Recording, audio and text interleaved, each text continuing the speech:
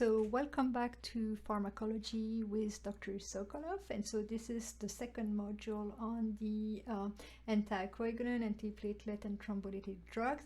And really the first module where we're going to start talking about drugs that are indicated to treat thromboembolic disorders. And the first class that we are going to discuss are the anticoagulants.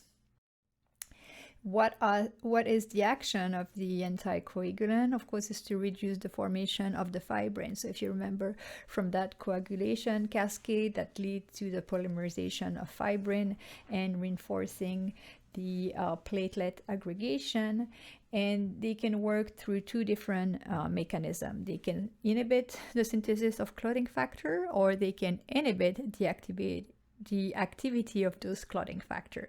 So when you make your table, try to compare and contrast which one inhibit the synthesis of the clotting factor and which one inhibit the activity of those clotting factors.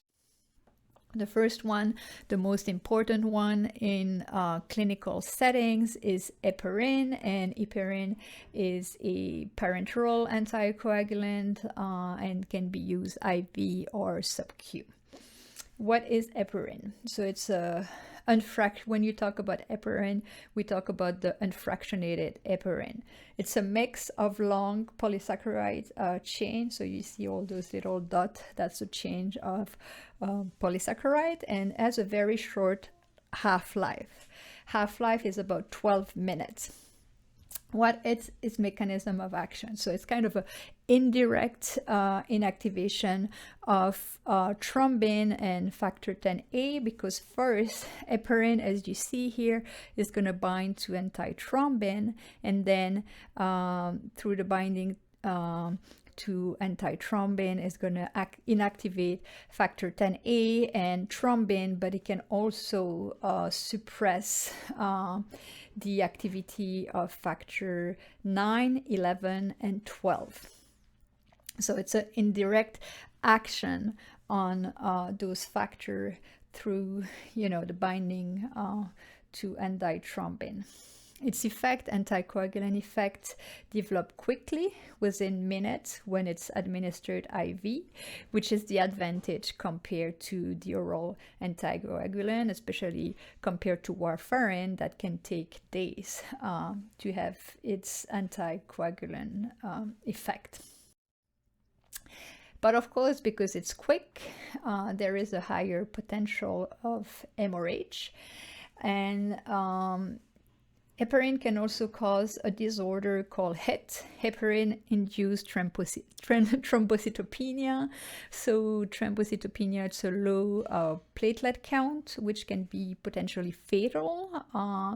And that occur usually when heparin is used for more than 4 days.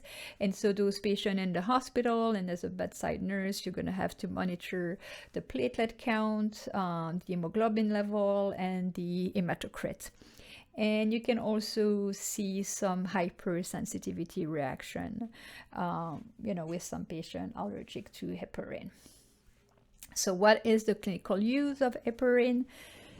Treatment, prevention of deep venous thrombosis, or also treatment of venous thromboembolic event, and that's the preferred anticoagulant agent for use during pregnancy and situation that requires rapid onset anticoagulant effect. When you have a patient coming to the ER, a patient with a stroke, a patient with a pulmonary embolism, or with a massive DVT, or a patient who has an open heart surgery, this is, an IV medication. This is rapid onset. So this is, the first line agent for those emergency situations. Now, it's also an adjunct thrombolytic in acute coronary artery disease and STEMI. And these disease will be discussed in the lecture with hypercholesterolemia, will be discussed by Dr. Strelo. So you will review those medication in 2 weeks. And then It's also used low dose for surgical prophylaxis. So a patient who's getting a surgery may get a low dose of heparin just to prevent any coagulation event that can be caused because, of bleeding because of the surgery. And then one thing that you have to be very careful, it's the line flush. So you see for line flush, you use 10 to 100 unit per mil, versus when it's used as an anticoagulant agent, it's used at doses as 1,000 to 10,000 units per milliliters. And it's called a high alert drug, high alert label. So when you're gonna have to give, take your piggy bag, you'll see they may have like a sticker, like a red sticker or something, it says high alert. Is for you to double check the concentration of your heparin. And the reason why is because there was cases, especially in the pediatric population, where the technician, pharmacy technician, and nurses didn't check on those different labels and ended up administered a high dose of heparin in the pediatric population. And you can click on the case of Dennis Quaid's twins who almost died because they were administered the wrong dose of heparin. And so this is something, that you always have to double check if you give heparin, because, the main risk is to cause a major hemorrhage. Now, there is also something that need to be monitored to avoid spontaneous bleeding. Of course, you have the dosage, making sure that the patient is getting the right dose of heparin. And then something that is monitored is the APTT, so the activated partial thromboplastin time, that is monitored every 6 hours until the therapeutic range is under control, because you want to have that APTT within range when your patient is on heparin.